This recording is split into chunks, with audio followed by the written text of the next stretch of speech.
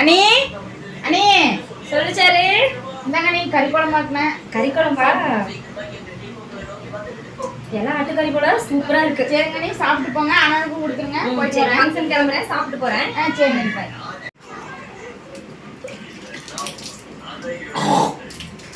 பாப்பா சோறு எடுத்து வை. பருப்பு குழம்பா ரசமா? இந்த பருப்பு குழம்பா? கறி குழம்பு ஊத்து. என்னது கறி குழம்பா? எந்த கறி? அப்படியே கறி எடுத்து கொடுத்துட்டு போனேன். நாம எந்த காலத்துல கறி எடுத்து கொடுத்துக்கிறோம்? யாராச்சும் ஒருத்தர் கொடுத்து வாங்கி சாப்பிட வேண்டியதான். இந்த வாரம் யாரும் கொடுக்கலையா? ஆமா, வார வாரம் கறி குழம்பு யாராவது கொண்டு வந்து கொடுப்பாங்க. உன் தங்கச்சி தான் கறி குழம்பு கொண்டு வந்து ஒண்ணு வச்சுட்டு போயிருக்கு. ஃபுல்லா ஒரே மசாலா, கறியும் இல்ல ஒண்ணும் இல்ல, எலும்புதான் இருக்கு. எடுத்து நாய் குத்திட்டேன். அது நாய் குத்திட்டியா? என்னையே சந்தேகப்படுறீங்களா? வேணா போய் பாருங்க. சரி விடுப்பாப்பா, கோவப்படாத. நான் ஒரு நல்ல ஹோட்டலா பார்த்து பிரியாணி வாங்கிட்டு வரேன். எனக்கு அதாவது ஒண்ணு வேணாம், வேணா நீங்க சாப்பிட்டு வாங்க. நான் வீட்டுல இருக்கிற பழைய கஞ்சியை குடிச்சுக்கிறேன். நான் எப்பயுமே பழைய கஞ்சியை தான் குடிக்கணும்.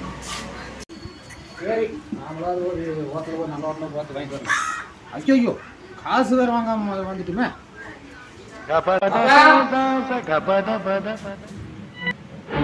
அடிப்பாய்.